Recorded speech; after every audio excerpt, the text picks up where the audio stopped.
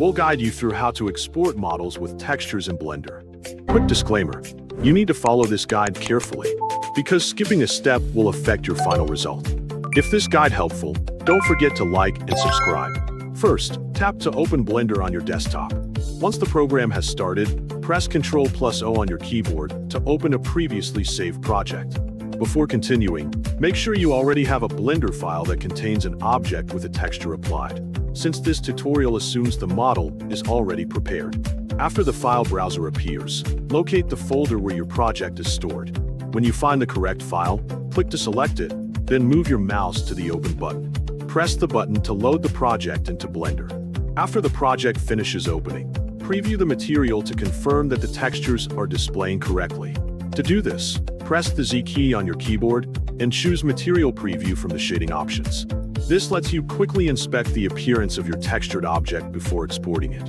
Take a moment to recheck everything carefully, including the model, textures, and materials, to ensure there are no visible issues.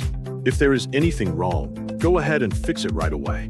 Once you are satisfied that everything looks correct, move your mouse to the File option located at the top of the Blender window and click on it. From the menu that appears, look for the Export option. Click on Export to display the available export formats. Blender provides several different file types that you can use, but I recommend exporting your project as either an FBX or an OBJ file, because both formats are widely supported by many other 3D applications and game engines. After deciding which format best suits your needs, click on the file type you want to use. Finally, choose a suitable location to save the exported file. Enter a clear and descriptive name for your project. Review the export settings if needed, and then press the Export button to complete the process.